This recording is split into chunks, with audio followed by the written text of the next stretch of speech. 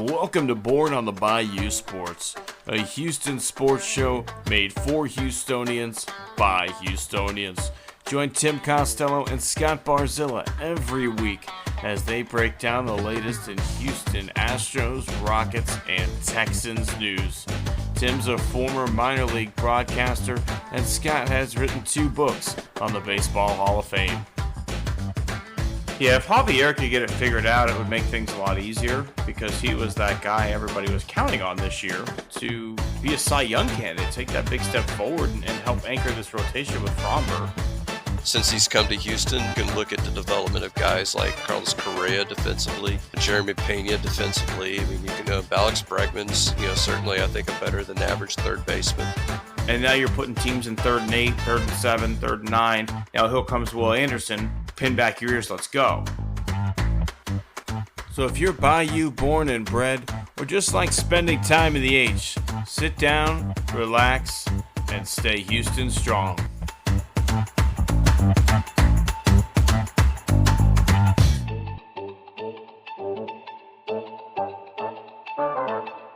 Hey, welcome all my friends to the podcast that got to watch an Astros win last night. Hey. That one got way fucking closer than I wanted it to. And you put up 7, you shouldn't be shitting bricks in the 9th inning, but hey, win's a win. And we got 6 innings of starting pitching tonight from Spencer Arringhetti, Scott. You did. This team is reminding me. Actually, I sent you who it reminded me of, and actually, I've got even a better example. Do you remember? Did you watch a lot of baseball in the 90s? I did. Do you remember those Mariners teams before they traded the big unit? Yeah, absolutely. Where they traded for Heathcliff, Slocum if you got him, Mike Timlin, thinking it would solve their bullpen issues. And I remember watching a game at the ballpark in Arlington, and it was basically whoever is pitching last loses. That was what the game looked like. And I think, that to me, this Astros team looks a lot like that. Yeah, I mean, we could certainly get into it a little bit later as we talk Astros baseball. But Scott, you had a fun opening question for us. We were, as we often do, chatting back and forth, and I'd love to get like the official numbers from T-Mobile, like who do I chat more, Scott or my wife? But I loved some of our chats, and one of the ones this week was who would be some of the worst celebrity or worst athlete endorsements. I have to set this up, Tim, because I was listening to the radio, just minding my own business, and up pops Roger Clemens. He's advertising for QC Kinetics. I don't know if you've heard of that. I haven't, no. Basically, the whole idea is it's a pitch for, maybe people 40s and 50s, your weekend warriors going through aches and pains. And basically, they're advertising that your body heals itself. I don't know how they do it. It's probably quackery, but Roger's sitting there going through it. Yeah, aches and pains in my career. I tried the aspirin, I tried the Advil. I tried some other things too, but and you're like, was this guy really the most effective pitch man for this situation? Is Cal Ripken not available? Like, is there maybe is there? Yeah, no, I think that's a good way to get it going. So we definitely had some in the chats, right? Like you and I going back and forth, and I think Jeff Bagwell for marriage counseling, marriage, for family counseling would have been a funny one. Tiger Woods, Jeff Bagwell on negotiate how I do business negotiating would be another one. Tiger Woods on. Let me tell you about this company I love, Mako. That's actually a perfect one. No, it need to be like Tiger for Uber, where he's like, anytime I'm not feeling good, I open up the app. How about like Antonio Cromartie for like Trojan condoms? Yeah, I was thinking either that or Anthony Edwards or Phillip Rivers. At least that's one mother though. I mean, still a lot of kids. Yeah. The point is like protection. I think that'd be a good one. Back in the old days, they used to say Steve Garvey was the father of our country. That's pretty good. I don't know, Scott. There's some. How about like Lenny Dykstra for like any anger management classes, like Or Charles Barkley maybe for Gamblers Anonymous. or like a golf infomercial, like, and you're using Charles Barkley as your guy swinging the club. That would also be a great fit. He'd be the before, you know. No. He's the celebrity endorser. I love this club. It's made my game so much better. Could imagine playing without it. I take this one, you know. I have three of them, so that way there's one in each one of my houses. So that way I have the chipper everywhere I go. Like I think you have like that's the level of endorsement. They're not talking about just a video. I think Charles Barkley endorsing your golf product could be one of the biggest kiss of deaths. I am former San Francisco 49ers and Oakland Raiders linebacker Bill Romanowski. And let me tell you about melatonin. When I am feeling it at home, just to pop a couple of those and that feeling the rage just disappears. Well, America, my name is John Daly, and there's nothing I love more than cigarettes and Diet Coke. But a close third is Slim Fast. I have replaced two of my meals with Slim Fast shakes, and that is why I am able to have the success off the tee that I have. Don't forget, it's me, John Daly, for Slim Fast. All right. He could also do sports clips. Oh, dude, think of some of the bad haircuts you could have. Is like, hey, it's the guy with the mullet. It's me here, Cam Smith, golfer from Australia, here to talk about sports clips. If you want to come look like me, come on at it. Hey, me, Dennis Rodman. Hi. If you want to get your hair done like this every week, go to Great Clips. Okay, you can make your appointment online. You can get your hair dyed green one week, cheetah print the next week. You can have a high top fade. You can shave it all off, and you can check in online. And they keep this stuff in your hair records. So yeah, Great Clips. Me, Dennis Rodman. What's that place in the mall? I think Anne got her piercings there. Is that one shop? But that's a good spokesperson, though. Yeah, Dennis Rodman here. You know, I got my nipple pierced here. You got to go the other way, like Tim Tebow here for Jim Bob's tattoo and piercings. If you want to get holes in your ears like Jesus got holes in his hands, this is the place for you. I don't have any tattoos myself, but if I were to get some, you know who did have piercings? Jesus Christ in each hand. Okay, and he wishes they had the gun. He wishes they had the smooth, easy process that they have here at Jim Bob's. All right, Tim. I think we've run that one into the ground. Was it the blasphemy? Was it comparing getting your ears pierced to Jesus being nailed to the cross? No, but yeah, you got to remember his side too. You got his side pierced his side as well. You know, not just the hands. That is another piercing. Yeah. So, all right. We're going to have to get to the blasphemy later on in the show. We will get to that. But first, let's talk a little bit of your Houston Rockets. Scott, we've been skipping over them, but the first round matchup is set. Rockets taking on the Los Angeles Lakers. And I think the biggest question mark here is who's going to be suiting up for the Lakers, who's healthy enough to play. Specifically, is Luka Doncic playing? I don't know, Scott, but the way things are set, it looks like he's at least going to miss some part of this series. And I don't know. I have to think this was the matchup you wanted going into the playoffs, right? Well, yeah. I mean, I think Minnesota also, but then again, Minnesota ended up beating us, in that next to last game. But then that wouldn't have mattered because, the Lakers ended up with 53 wins. How do you feel about your Rockets ending up with the exact same record as last year? It's definitely a disappointment, right? Like we made the Durant trade hoping to take the next step. You go from the second seed to the fifth seed, same exact record. Didn't feel as good getting there. I feel like last year's Rockets team was peaking where we are sliding and fighting for positioning.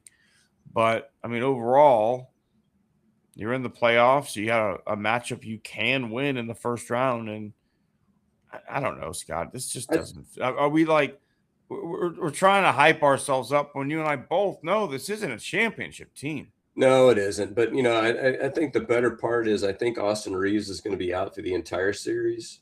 So even if they get Luka back, really Austin Reeves was their second best scorer, for big swaths of the season. I mean, I'm sure LeBron can muster up, as much as he can at age 41. Maybe they'll have a rocking chair over him on the bench, where he can. I'm not going to count out LeBron in a playoff series. I don't care if he's 41 years old. I mean, you get a day of rest in between every game. Sometimes there's no back to back, so I don't think you're going to see a tired LeBron. And again, is there anybody in the NBA with a better IQ for the game than LeBron James? Probably not. And we're looking at a guy in Ime who may not be the best schemer.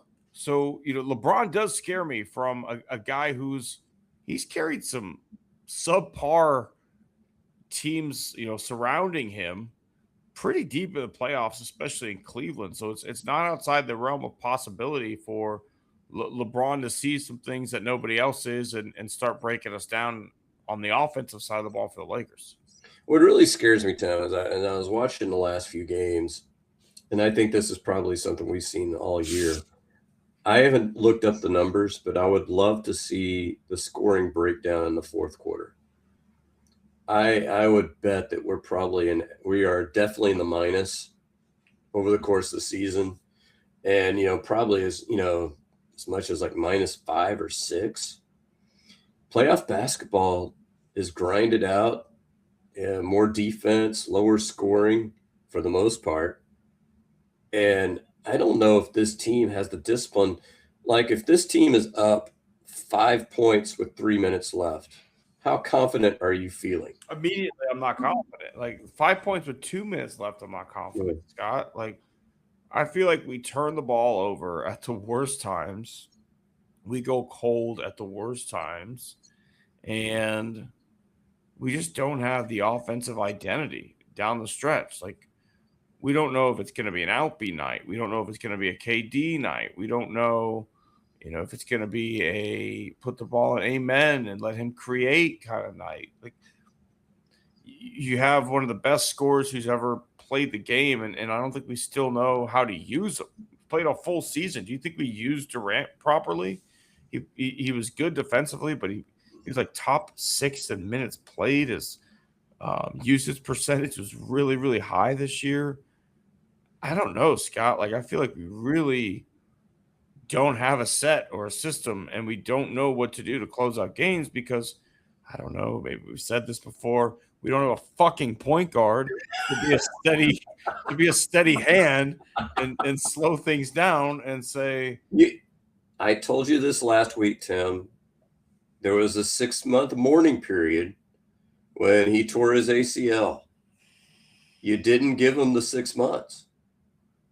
I mean, the deadline, came and went. I want to ask if I've got a quote from Raphael Stone that's just asinine, should it be saved for the dumb quotes portion of the show, or should it be no? Like what? I mean, the man literally said like, "Oh, we're basically throwing the towel on this season." You quoted him, and now he's people really took me out of context there. I'm sorry. What fucking context is there to? We just don't really have what we need this year. We're really just hoping a group, and next year's the year.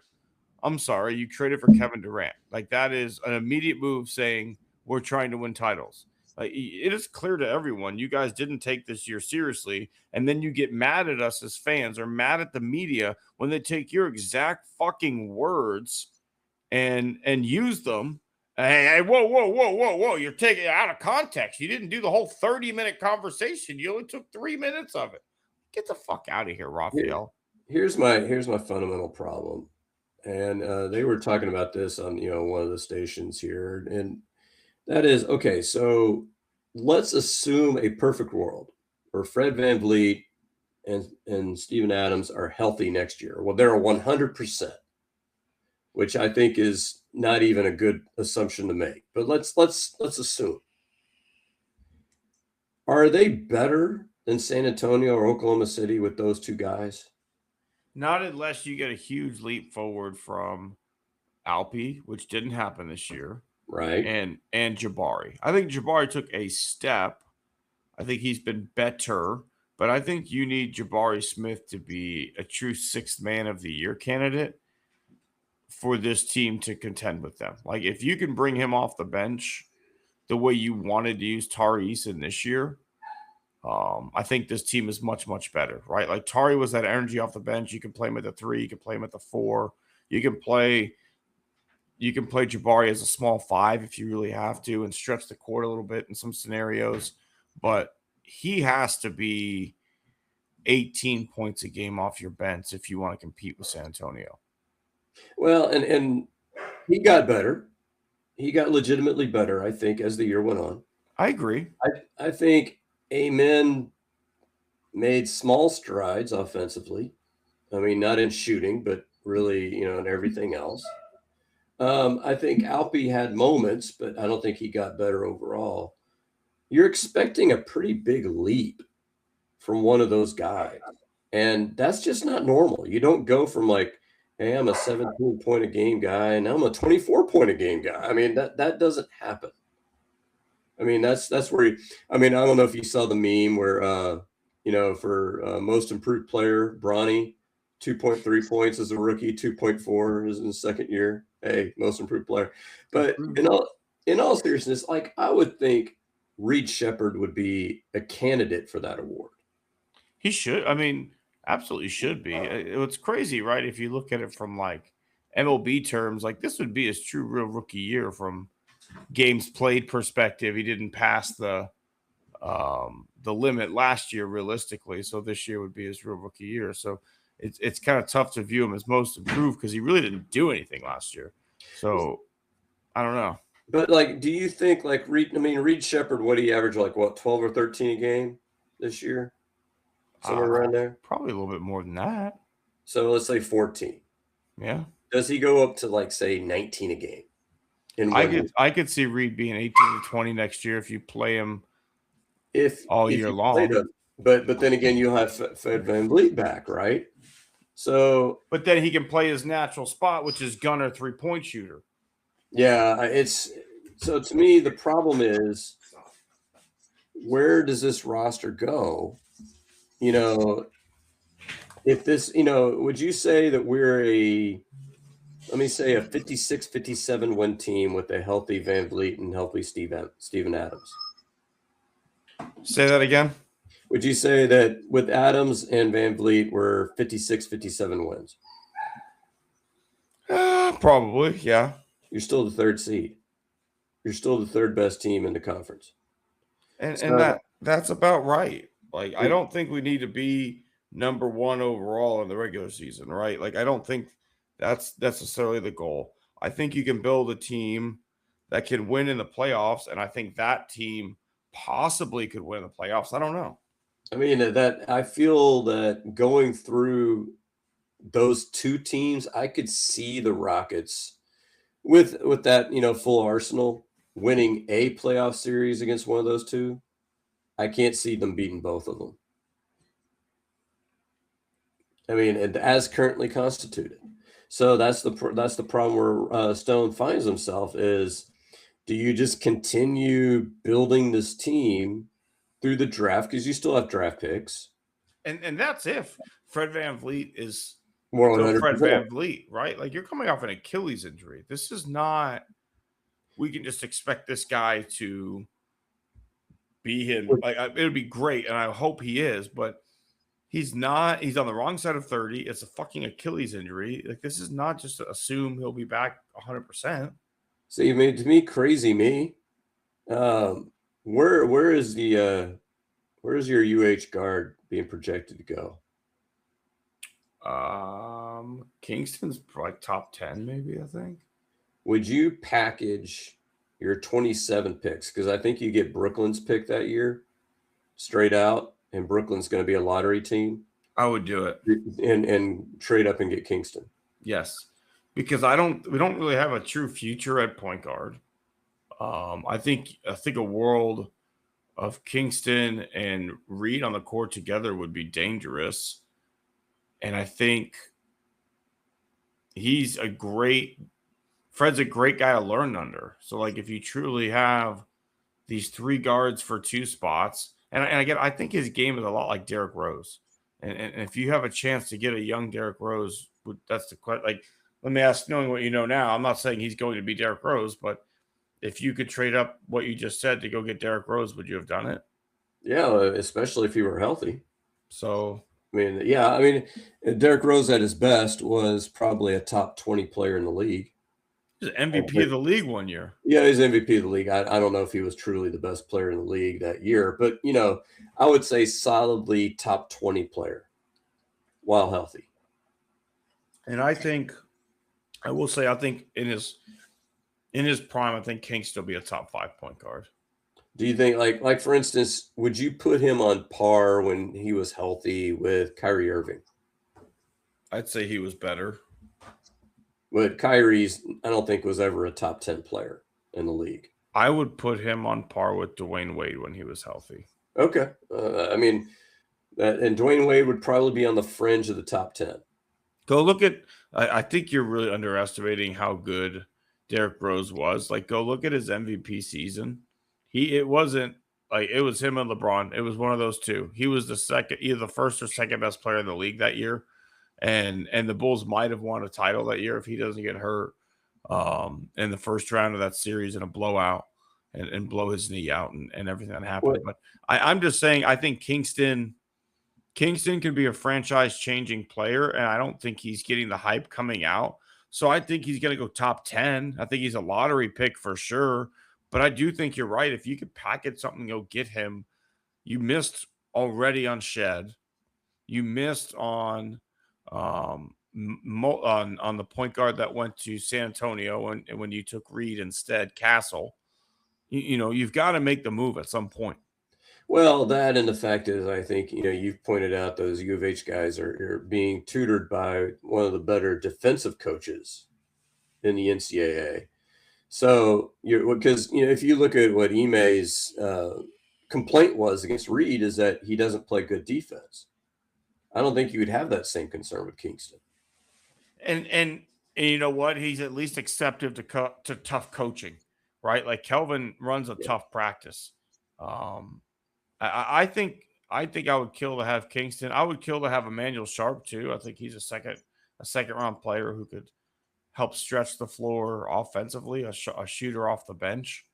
Kind of what we're missing. Like, who do you bring off the bench that can knock down threes if Reed's your starter, right? Like in this scenario where Reed's been starting, Tari Eason comes off the bench, and for quite a stretch of time, he shot like 0.001% from three. You've got Tate coming off the woohoo. Well, the thing is, you've got this roster full of guys, and I think I like Aaron Holiday. They just apparently don't. But they like him enough to bring him back every year. But they don't like him enough to play him. So you've got like guys like him. You got Deshaun Tate. You've got Jeff Green, who I think might be older than me. You've got these guys who, they're nice guys to have around. I mean, I guess they play cards with you on the road and do all this. Great practice, probably. Maybe they sit there. They would tell you, Imai. They would tell them, "Hey, come to the hotel with us. You can eat with us at the hotel. If that makes you feel better." Hey, we actually put our food in a to-go box and we bring it back to the hotel and eat it there. Little secret of the pros. 9th green at 9, Imai. So they're good for that, but you got to have in this league, you got to have players that you can bring in, and maybe they're not going to play every night, but when you have a Tari Eason that's just completely in the tank, you got to have somebody else you can bring in. Why couldn't those minutes have gone to Jeff Green?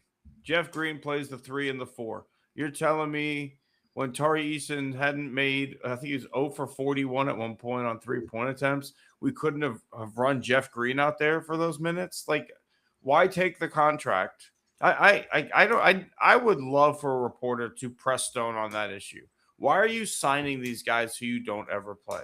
You didn't have a point guard all season, and you wasted 2 roster spots on guys who averaged like 0.2 minutes per game when you play it out across 82 minutes or 82 games.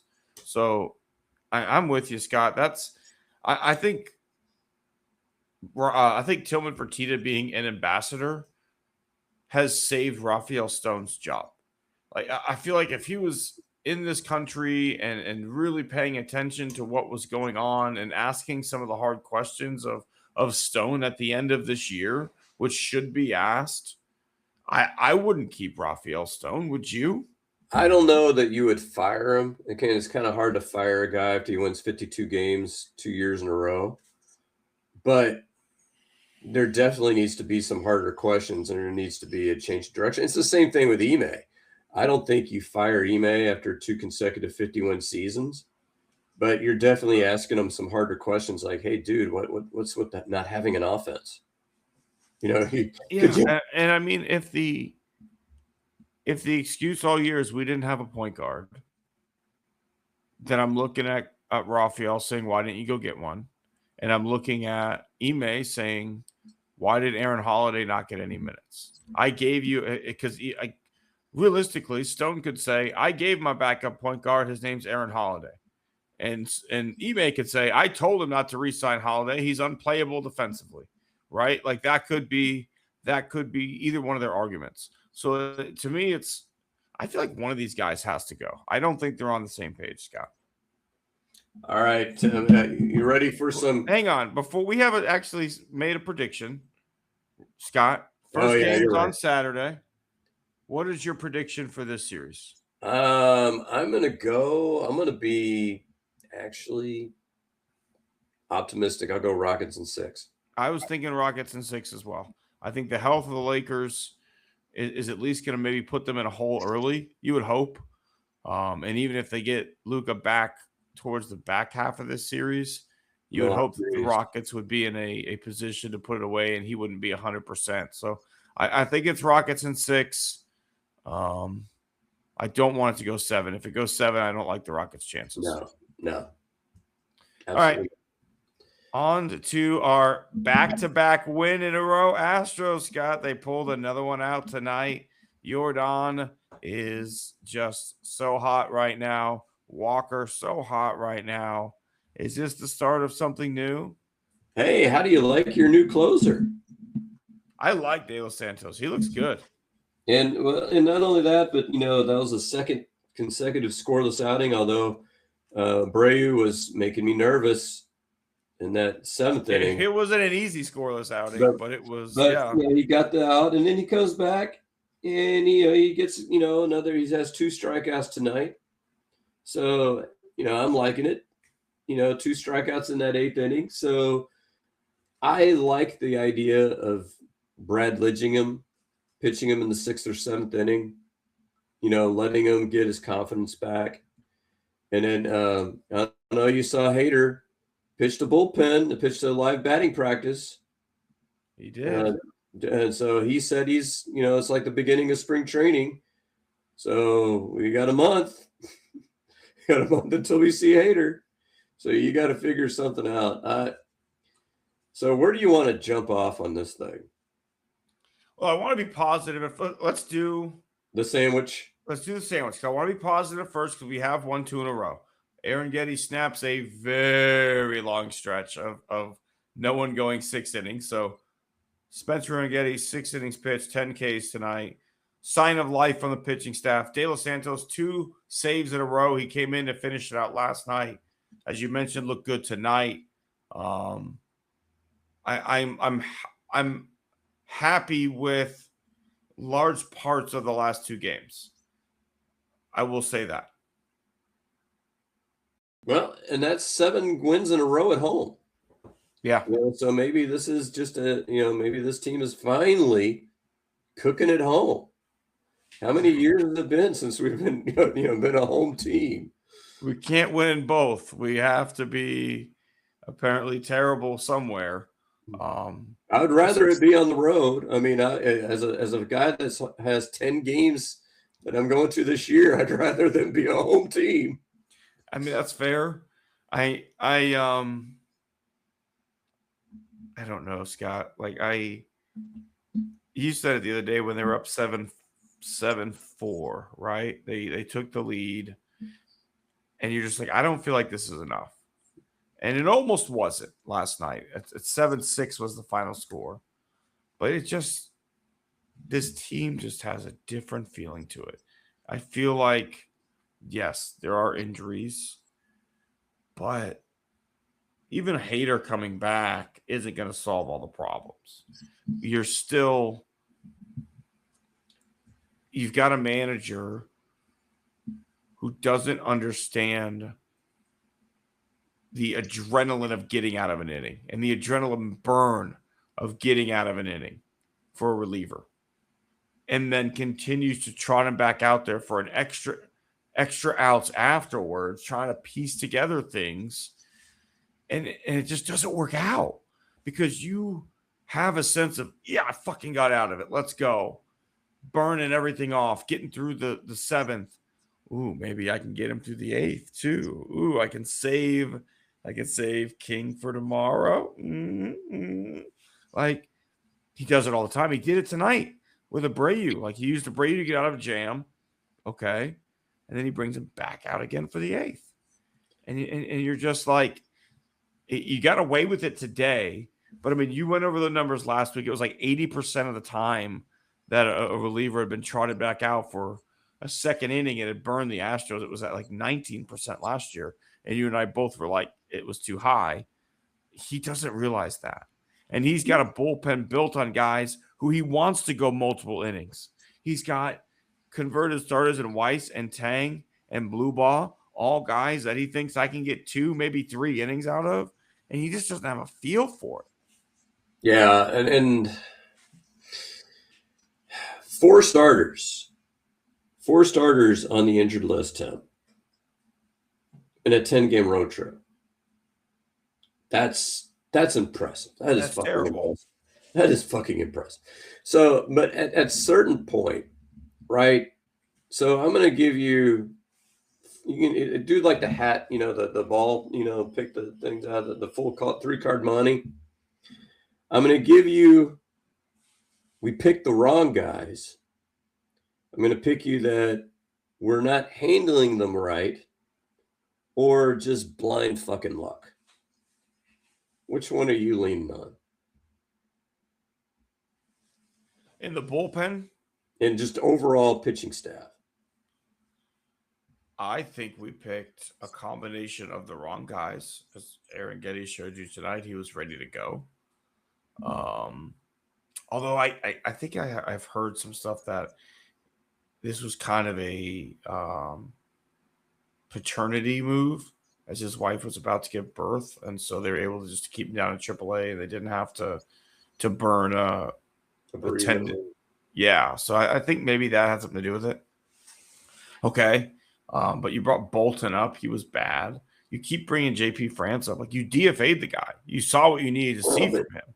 But he's been spotted. Like on 2 different occasions, he's pitched 2 clean innings.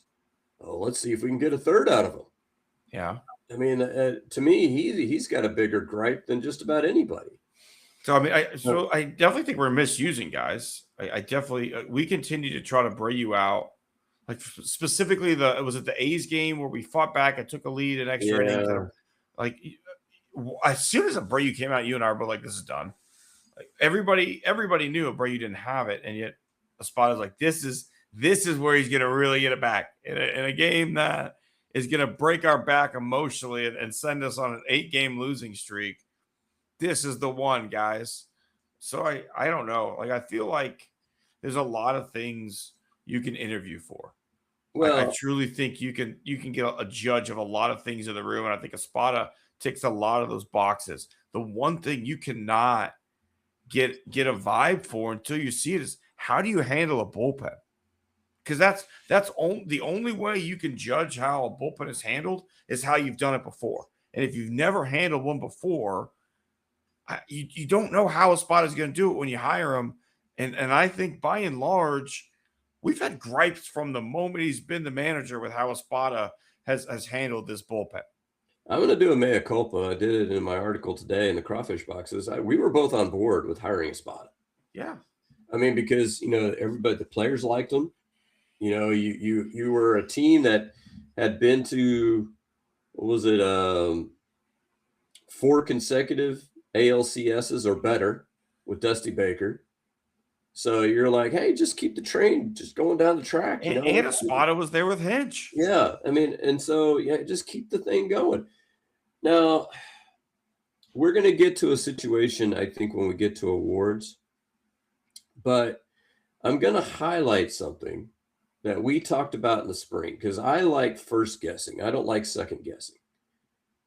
What was our main gripe this spring? With who? Just in general with what was going on in the spring.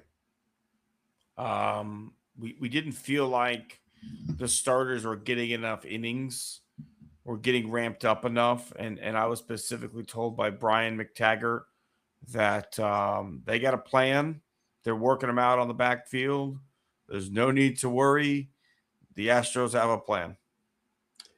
I'm going to come out and say that they may indeed come back. I mean, they're showing the last 2 games that they're capable of winning some games. But in terms of getting ready for April, I can officially come out and say their plan sucked. And that's just as plainly as I can put it. And I get it. I get it's hard whenever you've got 8 or 9 guys who are capable of being in a 5-man rotation and you got to find innings for all of them. I get it. But at a certain point, you got to sit there and say, these are our 5 or 6 guys. Let's fucking go. I mean, that's how, that's how you get ready. And I think particularly with one pitcher we'll mention in the awards, like it seemed like it was like a week in between outings. It's like, what the fuck are we doing? And it wasn't just one pitcher. Right. I feel like Burrows was the only one who got like a consistent every 5 days. Amai hardly threw. Hunter Brown hardly threw. McCullers was – we saw him early on. There was like a 9-day gap between starts, and we're just like – he was doing the Ricky Vaughn, 8 pitches, I'm done. Yeah, exactly. Hey, you can hit this one. You can name it. Like, fuck, what? Like how? Well, my fastball's ready. I'm warm. You want the Eliminator? You want the Terminator? Which one are you looking for? The Masturbator. Oh my god! But that's my point. Yeah, is that when the postmortem on this season comes down, that's going to be a big question. Is going to be whose decision was that? You mentioned not calling up Aaron Getty till now. Whose decision was that? I could sit there. I can buy it. I can buy the 5 pitchers you sent out there to be the opening day starters. I can, okay, all right, that makes sense. But wasn't he your 6th guy? And so when you have one starter go down, why isn't he your 6th guy? Why does it take you so long to get Colton Gordon up? Why is Jason Alexander still not up? You're bringing in this Bolton guy who I've never fucking heard of, and I'm pretty dialed in, Tim. He's hurt. Don't worry about it. You won't be hearing him anymore. Won't be hearing his name anymore. I'm wondering if Costanza's going to be the Friday night starter when Janet and I go back to the gate. You and I have talked exclusively in our text messages about, not exclusively, extensively in our text messages about Amai. Why not start him in Sugarland, Scott? Like, what would have been the worst case scenario of him not making the opening day roster and saying, hey, we want you to get 2 or 3 starts under your belt, work your way up, feel a little more comfortable. Get a feel for how the post-game food situation works. Like, it won't be as good, but it's a similar thing. They feed you in the clubhouse and everybody eats together. You play a little music, you dance, and then you go back to your room and you'll have a per diem. You still get a per diem. You can get a snack. If you want a snack, you can still get a snack. But And you're making post-game $20 million a food in the year. locker room. You're still making $20 million a year. I think you can afford, but I think Somebody that needs to was explain DoorDash this, man. Like, hey, you could still have food in your room if you want food in your. There's room service at the Hilton, man. I think that was a February problem, Tom. I really do. Maybe a January problem. Of you needed, and you mentioned it in text. How many different pitchers have succeeded in their first year in the United States? You ticked off a bunch of them. Could you not have called one of them and said, "Hey, do you have any words of wisdom for me, making this, this transition over to the States?" Why didn't the Astros? Because, we can look at Kikuchi, and Kikuchi is a great success story, but Kikuchi had been over here for what, 6 or 7 years by the time he was traded to Houston? That's not an adjustment. I mean, he's already a big league pitcher by that point. We have never had an import from Korea or Japan start their major league career in Houston. You would have thought, hey, let's come up with a plan for this.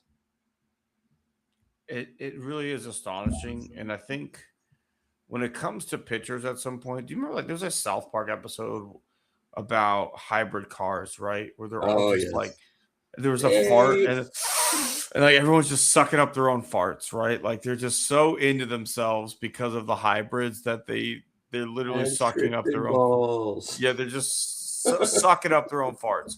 I feel like that's a perfect analogy for the Astros pitching lab right now, right? You've had so much success taking guys like Charlie Morton and turning them into a guy who got 10 years of all-star level play after you unlocked him. Kikuchi gets a big-ass deal after you unlocked him. Ryan Presley becomes one of the best closers in the game after you acquire him and lock him. Justin Verlander, goes from a guy who looks like he's on his way out to a career renaissance after you unlock him. Fromber, Garrett Cole, Fromber, Luis Garcia, Urquidy, Christian Javier, all these guys that you could do no wrong with, right? And so now it's gotten to the point of we don't need to spend. We can go get a guy from the fucking Korean League and we can turn him into something special. We can make a trade for a guy who had a 6.5 ERA with the Giants last year, and we can figure this one out. We can go get a guy in Nate Pearson. Never been much, but you just wait till we get him in the lab. You wait and see. Like, we just get him in the building. But I mean, the point is, they're so up their own ass with their previous successes that I think they're not going after the right level of talent. I think there's a problem, and it's a slight problem, and I don't think they see it. I think they see one type of pitcher being successful. So you think about Verlander, for instance. What was Verlander's game when he was here? High heat at the top of the zone, and then a curveball or a slider from the same arm slot that was very tough to pick up on because it was coming from the same angle, and the slider on lefties broke in on your feet, on righties broke away from you, and the curveball started at the same spot, that high fastball, and the bottom dropped out of it. So your problem is I think they see that as the formula. And the difference is that when he was at his best, he's throwing 96, 97. That kind of high heat is nice. You're throwing 92, 93. That high heat ain't so nice. It's nice for somebody, but not for the pitcher. Not for you. But see, and so my thing is that if that's my vision, you got to sign guys that just do that. But the thing is that guys that throw 96, 97 and can spot it are expensive. They just are. So if you're gonna go cheap, you can't sit there and say like, well, our lab says throw it high and challenge them. No, not every pitcher can do that. So if you're really going to make this lab work, what you need to do is look at each individual pitcher and say like, how are you at your best? What would make you the best version of you? Not we're going to turn everybody into high heat and sliders and curveballs. That works for JV. It works for Garrett Cole when you can throw 98, 99. Yeah, shit. Yeah. I mean, even Kikuchi, threw 95? Yeah. You can't do that with a guy that throws 92, 93. You have to adapt. You have to come at it a different way. I feel like we're like Apple. Like we're like the new iPhone, right? And the only difference is the charging port has changed. Or like, hey, instead of 2 camera circles, there's 3. Like everything looks exactly the same. The phone is shaped the exact same. Don't really see a big difference, but every like 7 years, or like TaylorMade, right? Like TaylorMade releases a new driver every single year. They're all shaped the same. They just throw a little different color on there, and then every 5 years they do some big technology changes. You're like, oh my god, they changed the game, but nothing really changes, right? And so, like the Astros 5 or 6 years ago, yeah, they changed the game. They had camera angles, they had analytics, they had things, but you also had Brett Strom. And you had 2 really good assistant pitching coaches paired with them. Well, then you lose Brett Strom. Okay. Then you lose one of those 2 assistant pitching coaches. So it's just a war of attrition.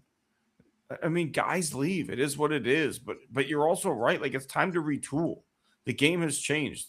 You can't live at 96 at the top of the zone anymore because the top of the zone also, Scott, isn't what we thought it was.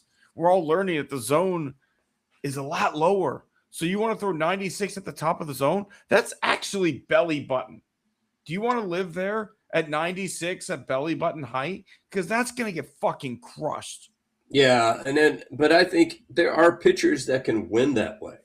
That's my point, is that each individual pitcher is a different pitcher and can win a different way. I mean, Jamie Moyer pitched for 20 plus years. He couldn't break glass, but he figured out a way to do it. I mean, even if you go back, like, some of these guys, some famous Astros, I mean, Nolan Ryan lived that way, but Nolan Ryan's one of the best pitchers in baseball history. Mike Scott didn't throw very hard. Shane Reynolds, opening day starter for years, wasn't a fireballer. Wade Lima Miller wasn't. Lima had the devastating changeup. He also was a fly ball pitcher in a cavernous outfield, though. We saw what happened. We saw what happened at Enron when he got to. He and Enron both imploded about the same fucking time. Yeah. So Mike Hampton, another guy who didn't throw a ton of. I mean, you can be a different type of pitcher. I think in today's game, for a long time, everybody shifted towards the power bats, power arms, power whatever, but there's so many quote unquote 3-2 outcome players in today's game. I feel like a guy like Jimmy Moore would clean up. That guy would have, I'm guessing, Scott, 3 or 4 complete games a year, have multiple outings where he's leaving less than 100 pitches because guys are swinging early and often. And he had late movement. That guy would have so many ground balls, it'd be insane. Yeah, not only that, but I think what everybody needs to understand is when you have a 93-mile-an-hour fastball, that's the major league average. That's batting practice. Now, if you throw 89, 90, that's actually, I think, better because hitters are not going to be timed to hit that pitch. It was like that, Major League 3, where it's like, Carlos hasn't seen a pitcher pitch this slow since high school. I think something's wrong with the radar gun. It's not reading anything. Oh, we actually picked that up at an old police auction. Doesn't pick up anything under 55. You're telling me he's throwing under 55 miles an hour right now? And then the pitcher's like, You want me to mix in some of the off-speed stuff? Do you have anything else? No. Okay, let's stick with the off-speed stuff. All right, Tim. Are you ready for some awards? I am, Scott. Let's start giving them away. It is that time. Who do we want to punch right in the kisser this week? Okay, I am punching. Well, I guess we'll include us. Would you include us to be Astros pundits? I would say so. We talk a lot of Astros baseball, and I feel like outside of beat reporters, we're up there on being knowledgeable about the game. So, my comrades over at Crawfish Boxes, do you know who came in with the worst predicted winning record For Crawfish Boxes for the Astros? you? Me. I was the only one to pick them not to make the playoffs. I picked them in at 85 and 77. And I feel like, the way things are looking right now, that might have been overestimating it some. Of course, in my defense, nobody sees Hunter Brown going down for at least a month. Nobody sees 4 starting pitchers going down on 1 road trip. But we were talking up guys like Mike Burrows. We were talking up guys like Amai. And we're not the only ones. I mean, a lot of pundits have been doing this. Were our glasses a little bit too orange, Tim? I think so. I'll be the first to admit, Scott, it is hard for me to separate being an Astros fan from everything you and I do, right? Because you can look right behind me. That is all Astros memorabilia with a little bit of Cougs mixed in. I think I have one Rockets bobblehead in there as well, but that is 99% Astros bobbleheads, Astros baseballs, Astros memorabilia. Like, I am an Astros fan. So you mentioned Mike Burrows. I see the attention of that trade, right? Like, I am also assuming our lab's the shit. So we got a guy with great stuff. We can get in our lab. We can do our thing with him. And oh my God, here comes the next Garrett Cole. I saw the same with Amai. Hey, he's got 6-7 pitches he can throw. And I'm not writing off this. I mean, we got a 3-year deal on him. I do think he will figure it out. All he has to do is find the zone. But also, like, he's gone through 3 fucking interpreters in his time here already. Like, we have problems. And I do think our fanship or just being a fan allows us to overlook some of those things or see best intentions or best possible situations when some of these moves are made. So it's the old, that's what I'm giving it this week. I think that's fair. I want to punch Stephen A. Smith and Kevin Kisner. Both of them, like, if you could put them next to each other and just go pop, pop. What is one of the benefits of winning the Masters, Scott? Well, there's lots of benefits, Tim. What are some of them? Well, I mean, you're going to be exempt for like virtually all the majors. You're going to be lifetime exemption for the Masters. Mm-hmm. You get a nice green jacket you can wear to dinner parties. So, plus a boatload of cash and probably a lot of endorsements. Mm-hmm. Also, honorary membership. Which allows you to play the course. It's just one of the perks of winning the tournament. Also, there is a window before majors where you can go play as many practice rounds as you'd like to prepare for each and every golf tournament. Tiger often didn't play the week before Augusta and basically was there a week early and would basically live at the course and get ready for all majors. So it comes out that Rory really emphasized preparation for this Masters, right? Which he ends up winning. And for 3 weeks, he played practice rounds out there, which also means for 3 weeks, Rory did not play PGA Tour events, which means he's not racking up FedEx Cup points. He's not racking up any money from um, purses that he could have won, or top tens that I guarantee you he could have come in the top 10 at fucking Shell Houston Open. Either way, he spends his time focusing on the Masters prepping, and it works out, right? He ends up winning. Well, then Kevin Kisner, Stephen A. Smith, and plenty of other pundits are saying it was an unfair advantage that Rory played practice rounds for 3 straight weeks. Fuck off. Membership has its privileges, as they say, right? And former champion is a club that he has membership to. You can go play that course as long as you can get a tee sheet with a full-blown member and get out there. That's the benefit that Rory McIlroy has by winning the tournament last year. And he sacrificed other, he's paying his own money to get there every day. He said he'd drop his daughter off for school, take his jet, play 18, come home for dinner.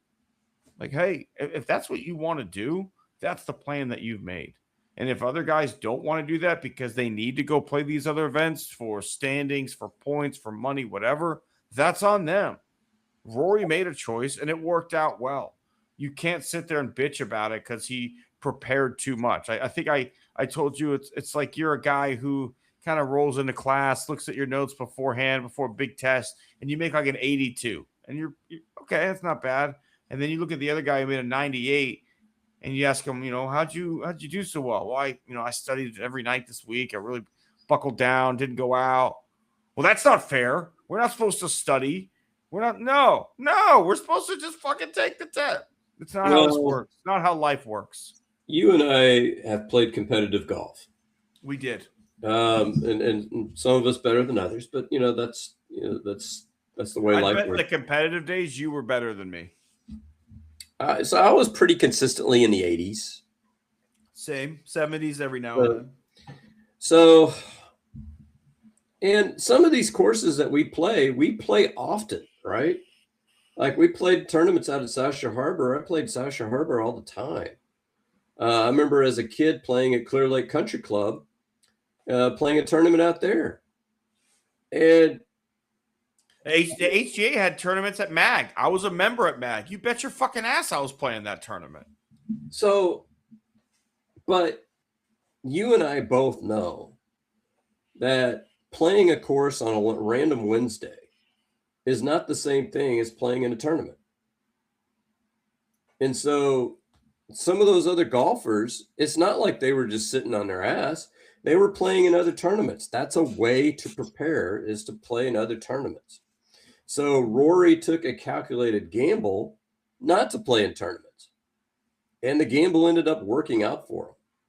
So, I mean, to me, it's not even so much as a guy, me just rolling into class and you studying for a week. It was like, you studied this way, I studied this way, and your way worked better.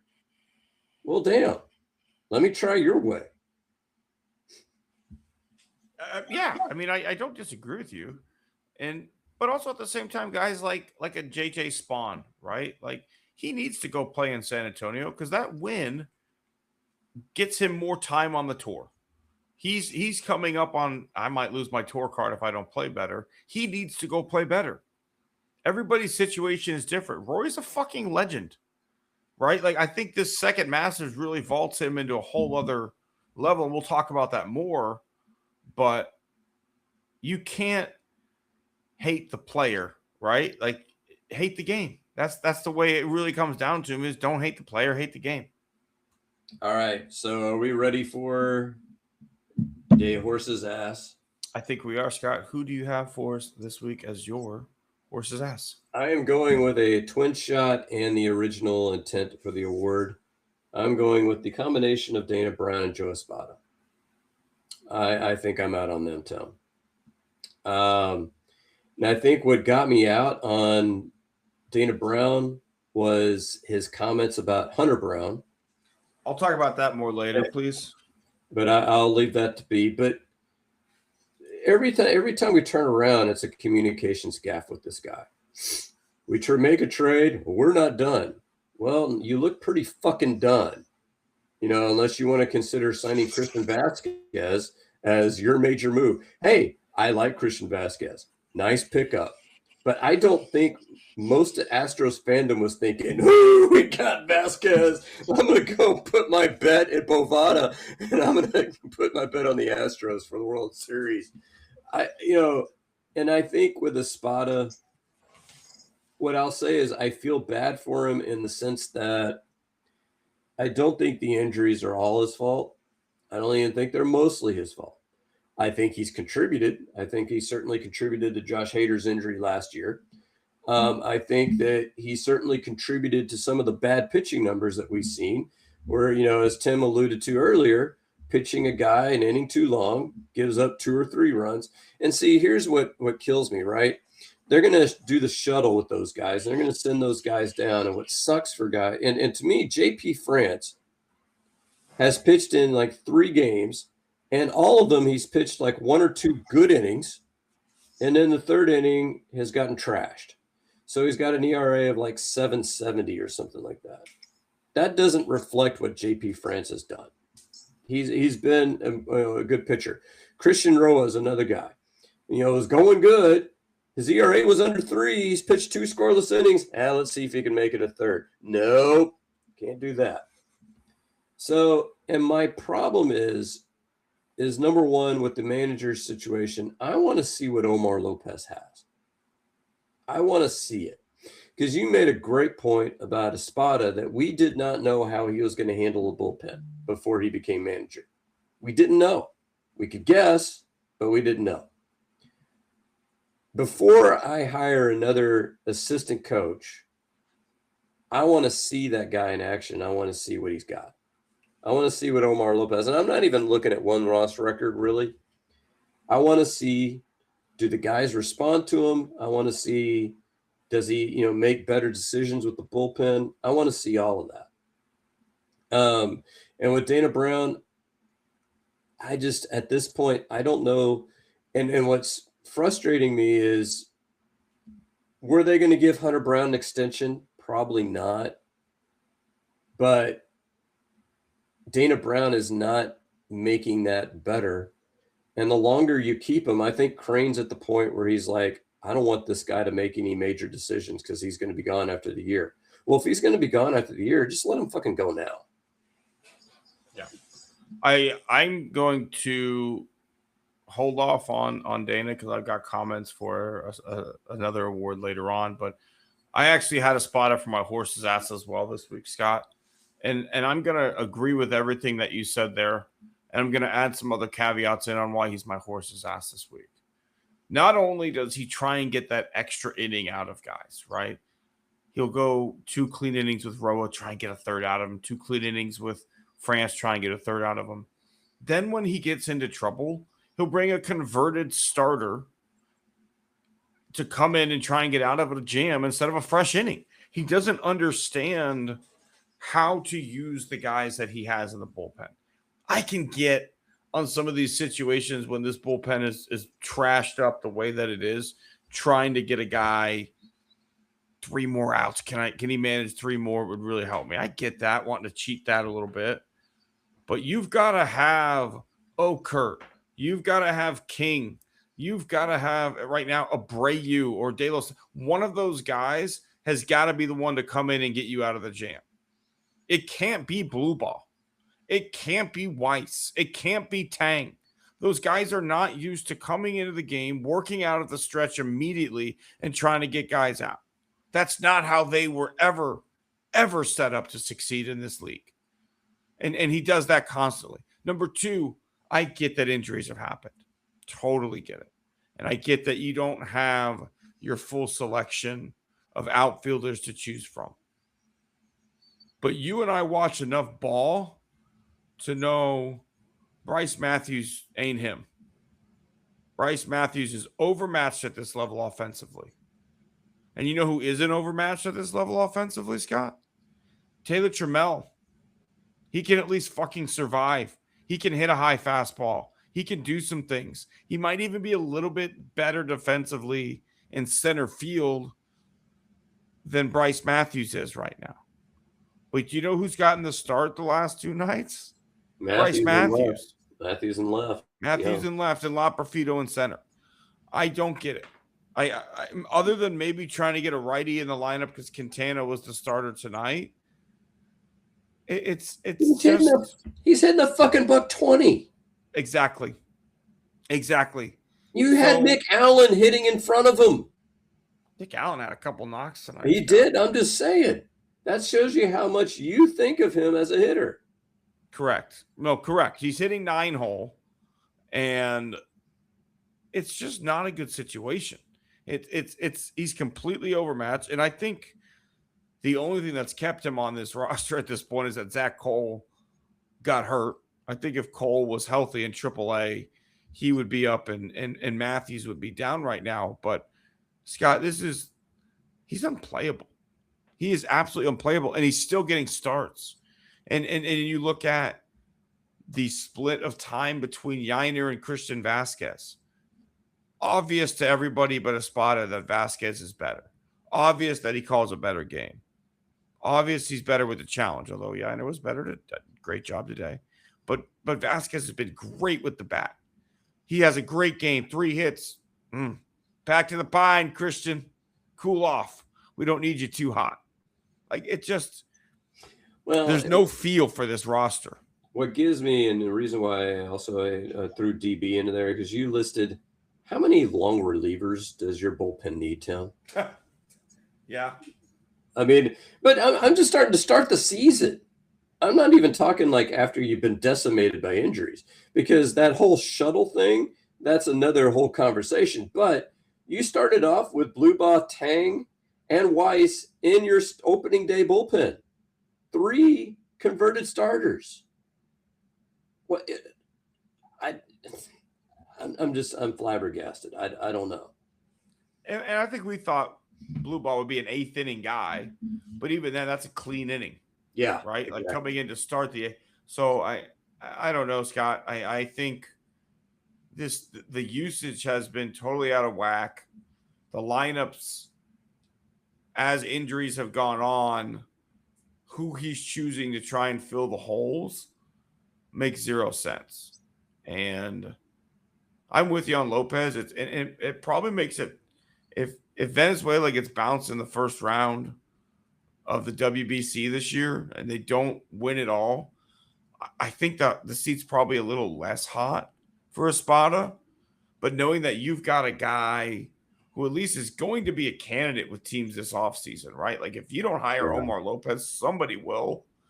Why not get first look at him? Yeah. All right. You can't let him leave the building without getting a real interview, is my thought. Yeah. All right, Tim. Positive vibes. Yeah. Hey. I'm sure this will be a joint one, but I am hat tipping Roy McIlroy. Number one, winning a major championship, any major, is difficult. You know how many people have won the Masters in back-to-back years? He was number 4. 4th. And so I think that was Tiger, Jack, and you're forgetting the Coug. And the Coug. It wasn't Couples. Sir Nick Faldo. Oh, Nick Faldo, that's right. Because he retired right after he won 2 in a row, basically. Saw Tiger and was like, I'm done. I'm out. That's what's coming? Ha! Yeah. I can't. My 250 off the tee ain't gonna do shit. But and he wasn't wrong. But so I'd forgotten Faldo was a Coug, to tell you. 10 weeks on campus. But in all he went pro. But particularly when you're sitting there on, what was it, the 8th hole, and you're down 2 shots after you've had a 6-shot lead, raise your hand if you would have been in the tank in that situation. Yep, I would have been like, I'm fucked. But he comes back, birdies 8. Does he birdie 8 and 9? I think, or just 9. We made a bad double. I think he birdied 8 and 9, and then he birdies, I think, 11 or 10 and 12, I think, or just 12 maybe. He birdies the par 3.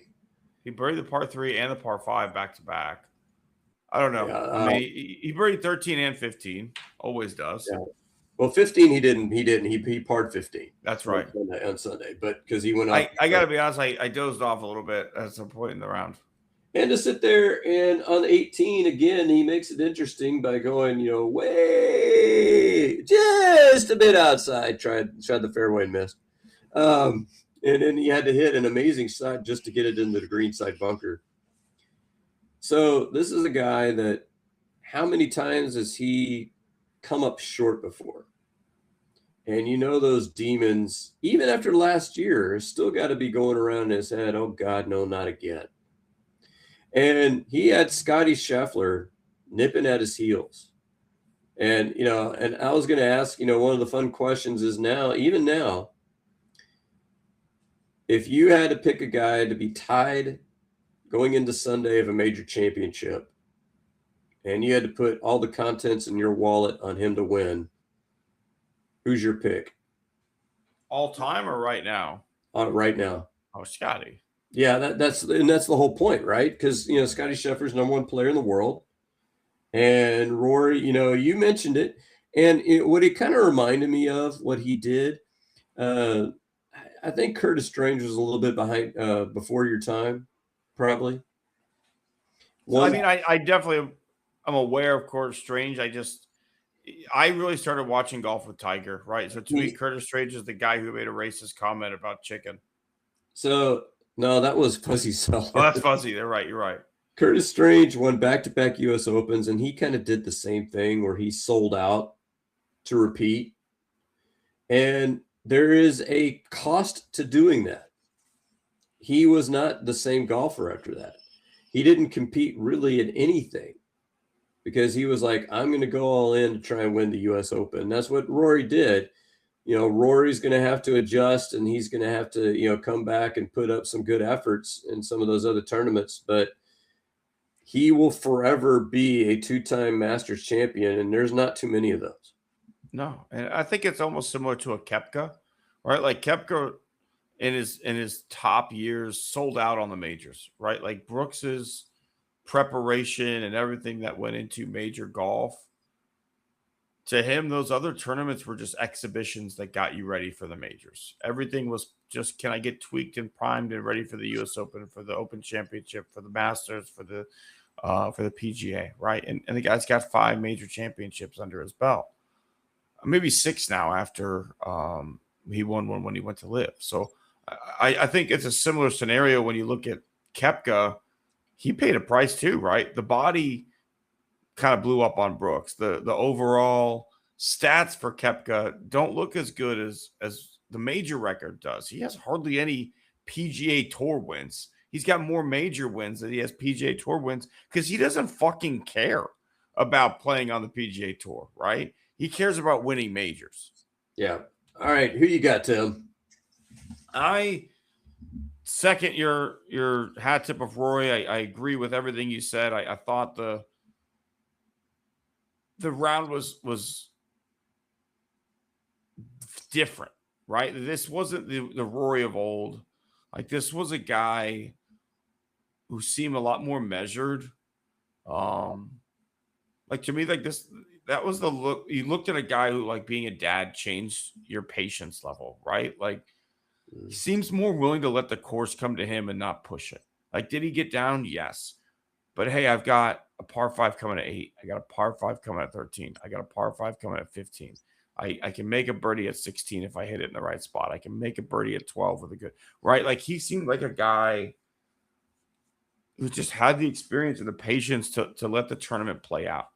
And so I definitely give him credit for that. I do want to have a secondary hat tip to Reed Shepherd, Scott. After everything we've said, we talked a lot of shit to Reed Shepherd at the beginning of the year. We talked a lot of shit to Ime for the lack of minutes for Reed as we quickly changed course and loved Reed. Guy ends up number 9 in the league this year, and 3-pointers made, Scott. Pretty impressive considering, like, he was kind of hampered. He really could have had more if the coaching staff maybe would have taken the reins off a little bit differently for Reed. But to end the season top 10 and 3-pointers made, in your first real season of action. Pretty impressive. And about a 40% volume. Yeah. Is really pretty. That's even more impressive, because, anybody can chuck up a bunch of threes, right? But, if you're hitting a well above average percentage of them, then that's, that much better. Absolutely. Was real happy with what I saw from Reed as the season went on. And as I said, we were kind of unfair to Reed Shepherd, joking that, no one ever saw him make a three-pointer live, right? There were always just replays, and no one ever saw it. The box score had a 3 for Reed, but we didn't see it. When did it happen? But apparently it happened the 9th most time in the league this year. So congratulations, Reed, on what I would say is a very successful sophomore campaign. All right. And finally, that favorite segment of the week. Although the last segment, I think, is gaining some steam here, Tim. It really is, Scott, but it is time for our scumbag of the week. Who do you have for us? I have a feeling we're going in the same spot, so I'm just going to call it a collective Houston Astros, because I'm going to nominate an extra guy in here that we have not mentioned yet, and that is one James Crane. And here's why. What's coming after this year, Tim? A potential lockout. Let's fucking damn the torpedoes. Stop pinching pennies. We're 10 million below the tax line. Who gives a shit? There may not even be a tax line after this year. Who the hell knows what's going to happen? And so, we're sitting there and I don't like this. I'm not going to give them a contract. I don't have faith in them, but I'm going to let them serve out the year anyway, because, if you don't have faith in them, let them go. But I think how this team has handled the Tatsuya Imai situation is downright criminal. And I'm going to also include in my scumbag anybody that is making harshly negative comments towards Imai, because I think you're dealing with, a mental health issue at this point. I think he's probably depressed. And part of that is, hey, I don't know anybody. I've gone through 3 interpreters. How could we possibly get that wrong? Who do you room with on the road? He doesn't have family here with him. I don't know if you heard this today, but his trainer had visa issues, so he couldn't get over here. And so you're asking a guy literally to go out on his own and figure it out. And there's a lot of people to blame here. Imai certainly has a piece of it, but you also have, Dana Brown, how do we bring this guy along? We're not going to give him innings in spring training. We're not going to ramp him up and, oh shit, we have arm strength issues. God, who would have thought that would have happened? And then you have the fact that you have his agent who you'll never convince me that he just finds a home for a guy and just says good luck and then goes on to the next scumbag that the player that he's got. He's not looking for the best situation for a player. He's not really, how do I make you the most successful player that you can be? He's just, let me get you the most money and then let me go to the next guy. So then there's that. And then, of course, you've got, whatever role Espada has in all of this. But you had a good suggestion. Hey, why couldn't he have gone to Sugar Land to start the season? That's a good question to ask. Why did he go a week in between pitching and spring training? What are we doing there? Why are we only throwing 40 or 50 pitches and then all of a sudden expecting you to ramp up to 70 or 80 when the season starts and the lights are on? And why are we going through 3 interpreters? Why isn't his trainer over here? Who is handling all this? And if you're going to make a $20 million a year investment in a guy, you owe it to yourself to make sure that he's as successful as he possibly can be. And Imai certainly is a 3-year contract. He can come back. He'll probably be back maybe early May, maybe mid-May. And maybe he comes back and he's the guy we thought he was and he pitches great the rest of the year. But he's not going to have been that guy the first 6 weeks of the season. So you missed out on an opportunity. And it's yet many opportunities that you're missing out on. You trade Jesus Sanchez, you trade Mauricio Dubon, which would look pretty fucking good right now on your bench, and you did it to save money. And at the time, both you and I were going like, okay, but you saved money. Let's see how they spend this money. Oh, you didn't fucking spend it? This team has a habit, and I don't know if this is a Jim Crane thing. I don't know if this is a Dana Brown thing. This is why it's an overarching umbrella. We're going to wait till July. We'll figure it out then. We'll fucking pay out the nose for a mediocre pitcher we think we can develop. 4 prospects, who gives a shit for a 2-month rental? That's just the way we're doing business. Well, it's a fucking bad business model. You can't keep bleeding out prospects and hoping in July that everything gets fixed. Fix it now. I'm with you, Scott. And then to add in insult to injury, Dana Brown comes out and suggests or pokes at the fact that Hunter Brown was throwing pretty hard in spring training. Maybe, there's no need for that. I'm sitting there thinking to myself, hey, tone it down, big guy. Well, if you're fucking sitting there thinking it to yourself, how about you go say it? How about you, hey, Hunter, you're our number one guy. You don't have to throw so hard if you're that worried about it. If you're not, shut the fuck up and don't throw your number one starter under the bus. As we've said, you're trying to get an extension done with this guy. You're creating ill will within the organization. I'm just over it, man. It's you said he's a PR nightmare. That's correct. He's if you want to find 4 through 8 starters, Dana Brown's your guy. If you want to build AAA depth with guys who are 29 years old and might be able to come up and do some things in the major leagues, the Taylor Trammels, the Zach Shorts of the world, the Hummels of the world, Dana Brown's your fucking guy. But you know what he isn't? He's not a guy who has the fucking balls to walk into Jim Crane's office and say, I need the money to go get people. Hey, Jim, with the money you're giving me, I can go get Ryan Weiss from fucking Korea. And if you think that's a good idea, it's not. Oh, you do? Oh, okay, let's sign him. Like, no, you've gotta not be a yes man. And I think that's the problem is he's a giant fucking yes man with no balls who doesn't have the ability to walk into his boss's office and say, I need $20 million for a top end reliever. I need $20 million for a good starter. We just lost Framber Valdez. We just lost 3 guys to injury. I need money, Jimmy boy.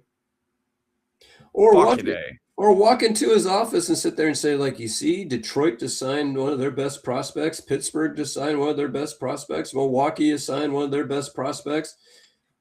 We have a guy in right field who looks like he's going to be a stud.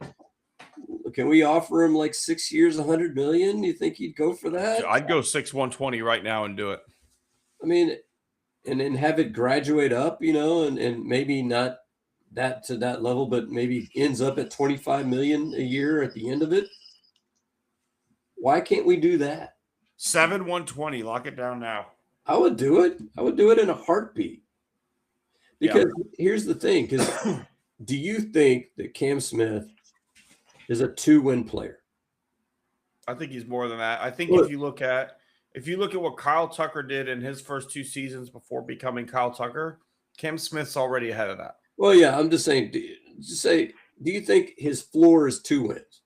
I think he gets you 2 wins this year. That's worth $16 million at current prices. If he's a 3-win player, that's $24 million. So, do you think odds are pretty good that in 6 or 7 years he'll be a 3-win player? Yeah, I do. Yeah, then that contract is a steal. It's an absolute steal. And you don't have to sweat arbitration. You don't have to get into that whole piss and match of, well, you weren't as good as you thought you were. You don't have to do that bullshit. You just lock them up and say, like, you're our guy. But all right, Scott, let's keep it moving. Time for our special comment. So this is your warning. If you don't enjoy our quote of the week segment, here's your time to hop off. If not, it's happening. Scott, remind us of our quote from last week, please. I got an update, Tim. I actually listened to him on a podcast because it was on the Daily Show. It was the most boring teleportation story I've ever heard in 4 months. He was just sitting there like, well, this one time I got teleported to a ditch in front of a Baptist church. So apparently God tried a dry run and got it wrong. And then he's like, I told my kids I wanted to go to Waffle House, and I wound up at a different Waffle House. That's his story. I mean, could you imagine a fishing story where I caught a fish this big? I mean, it fought me for 12 seconds. So there you go. There's your defending champion. All right. Teleporting to a Waffle House will probably be beat this week. How do you want them, Scott? Do you want in order of strong to weak? Do you want randomized? Do you want surprise me? Okay.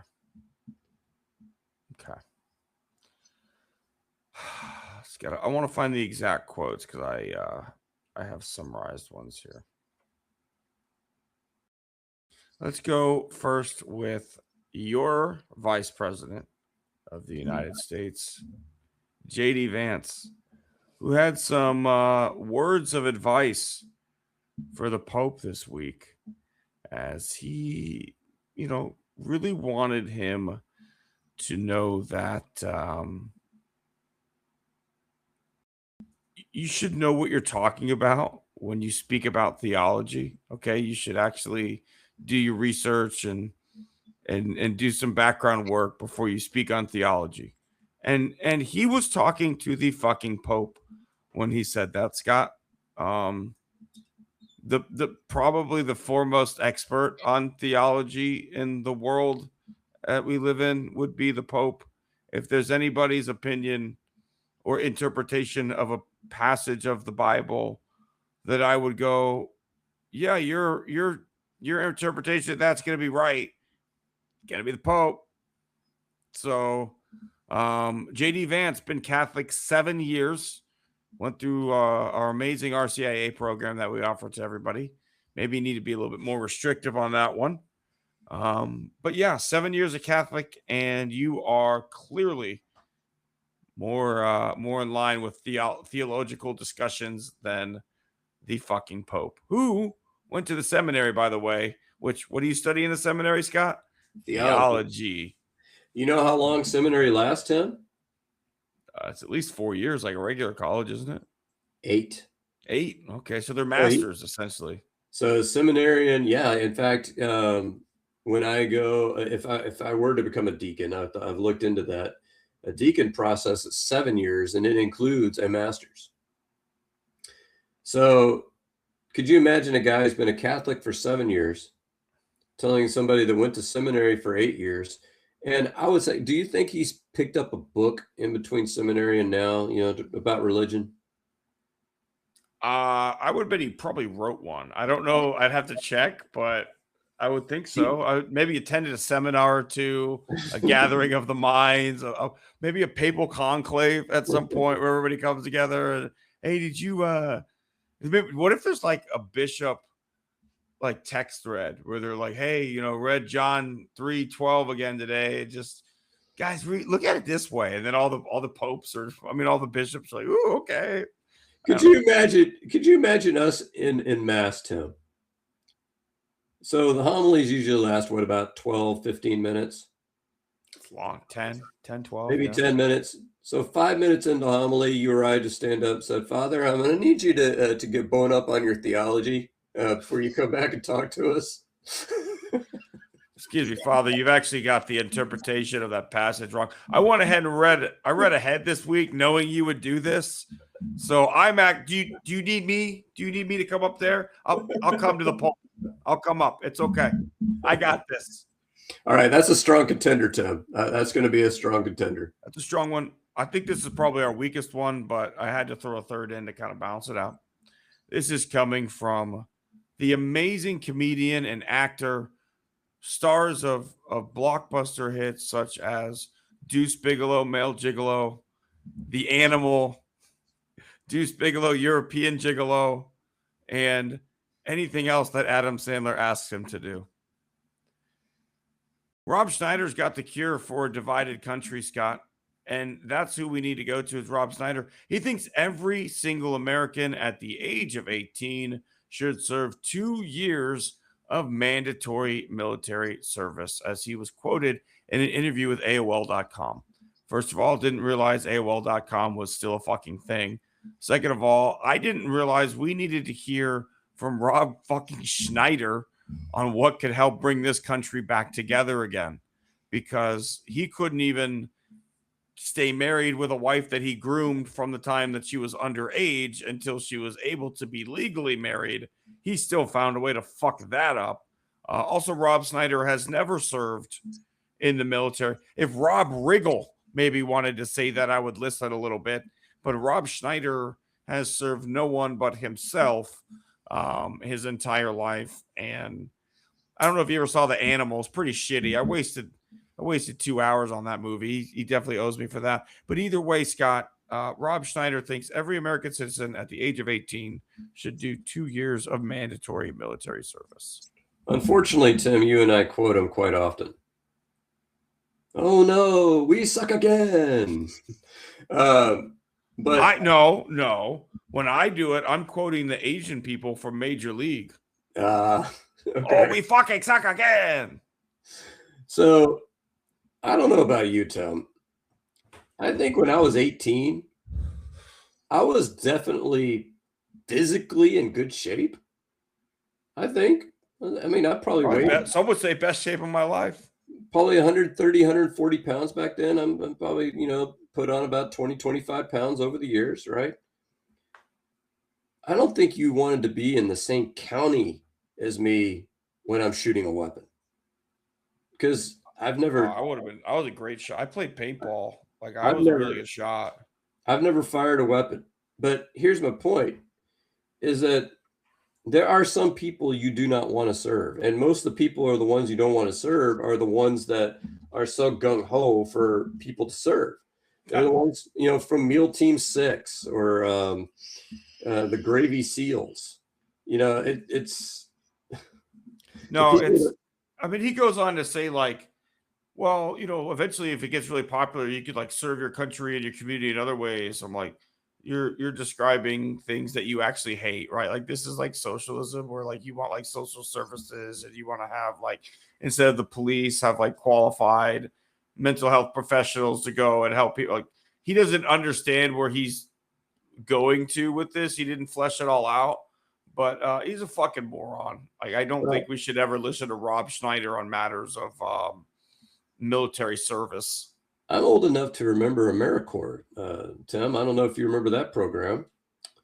That was a Bill Clinton era program where people got their college paid for if they taught in the inner city for a certain number of years. Gee, if only somebody would think of doing that now. No, they don't want public schools. They want church. Yeah, exactly. No. All right. I agree with you. JD Vance is ahead of Rob Schneider so far. Not for long. This is the strongest contender. Now, let me set it up. Earlier in the week, a truth was put out claiming that the Pope was not as tough on crime as our great president Donald Trump is, right? The Pope is just too liberal and too forgiving, and Donald Trump is the one who's crushing it on crime. And with that, he tweeted out a picture of him, truthed out a picture of himself in white robes with red collar, some would say, like a priest wears on Sunday, with one hand, with rays of light coming out of his hand, blessing a man's head, and with his other hand, like Jeffrey Epstein. He looked a lot like Jon Stewart, actually, and Jon Yeah, Stewart does a hilarious bit yeah, on I that where saw he's that. like, "Zoom in on that." I saw that. But either way, like, so then on the other hand, another ray of light coming out in the heavens behind him. There's like the angel of the Lady Liberty statue. There's all very clearly a religious AI created slop, right? Then when pressed on it, he says, "It wasn't me as Jesus. It was me as like a healer, a doctor working for the Red Cross. Anybody who says otherwise is fake news, left wing, media made up." Scott, I don't know about you. I go to the doctor a fair amount. I've never seen the tunic with the red over it. I've never had beams of light come out of my doctor's hand. Be cool if he did. I don't even know what that would fucking do to my insurance if we're getting the beams of light treatment. But to sit there and claim that that wasn't you as Jesus, that was you as a doctor, has to be the stupidest thing he's done to us so far. All right. Do you want me to tell you why this is your most successful one? Why is that? It came out that they were trying to convince him to say that the photo was doctored. And so he of course he got confused. He said he was a doctor. I mean, this is a guy that I think they told him to use the word. That's amazing. They told him to use the word incursion when referring to the war. So that became excursion. Oh my God. This is a guy that's talked about, transgenic mice became transgender mice. I mean, this is a guy that you could tell him the lie to tell, and he still can't pull it off. Oh my God. This is me as a doctor. Like that. Because I also originally I think the quote of the Pope is weak on crime is a winner on its own, right? Like the idea that our Pope is supposed to be tough on crime. Like, are we running election ads? Like, it's me, Pope Leo. I'm here. I'm tough on crime. That Pope before me, Pope John Paul, he let everybody get away with everything. Not under my watch. 27% prosecution rate as a bishop for people who didn't kneel when it was time for the Eucharist to be out. You don't kneel in my church, get the fuck out. That's me. This message endorsed by Pope Leo. For what are we doing? What kills me, Tim, is that so I had a former Facebook friend. I deleted him today. And if he's listening, I'm just going to mention his name, Matthew Suiters. And he came out. Fuck you, Matthew. He's a Catholic, by the way. Not really. Not if you don't agree with the Pope. Well, and he came out and he's like, well, I just don't think the Pope quite understands. Number one, it's not the Pope's job to worry about geopolitics. I don't think that's his role. I don't think the Pope is supposed to be advising anybody on foreign policy. The Pope is supposed to be Jesus' representative on earth. And Jesus, as far as I could tell, was a pretty peaceful individual. I could be wrong, could be way off base.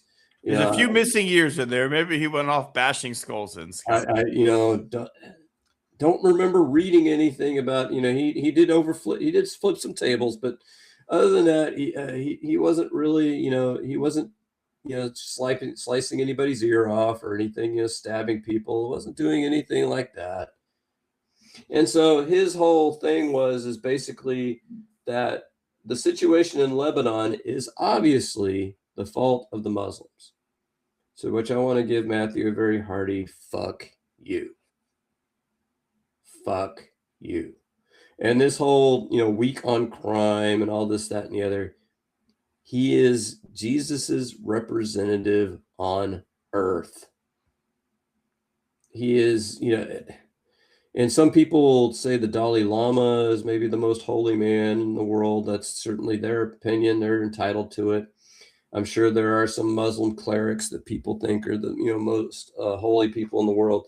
But to me, to sit there and blame an entire religion and just blindly overlook all of the horrible shit Israel has done over decades. And yes, do Muslims kill people, Israelis? Sure. But for every 2 that they kill, the Israelis will kill 20 Muslims. And yet we're going to sit there and go like, oh, Israel's so innocent. They're just sitting there minding their own business. And here come the mean Muslims and trying to take everything over. They weren't the ones that, they were the ones that were living there. And the United Nations decided to sit there and go, oh, here's a new country. Fuck you. And I get it. And I get that was, that's the Holy Land that you and I both read about when we read Old Testament, Bible. We read about Israel. Yeah, I get it.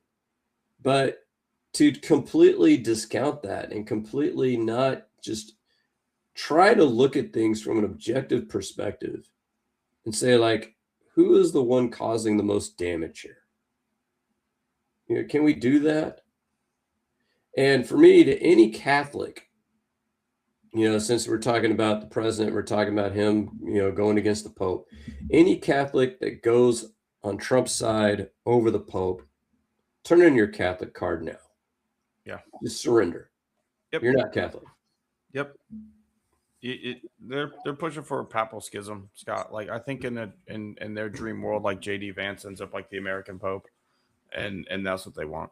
Oh yeah, they when I commented like, "Hey, good luck with your crusades," one woman responded by, like, "Yeah, I'm rooting for it." It's like, what in the holy fuck are we doing?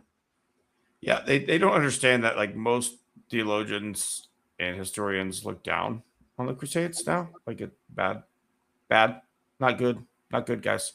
But hey, that's the world we live in, and we're just excited to be a part of it. So for anybody that wasn't sure, Trump is your winner. Trump wins. That's the winner. Doctor. He wasn't doctored. He is a doctor. He was a doctor. All right, Scott, that's going to do it. Let's end it on that note, a fun high note. We appreciate everybody who joined us. We'll see you next week on Born on the Bayou Sports.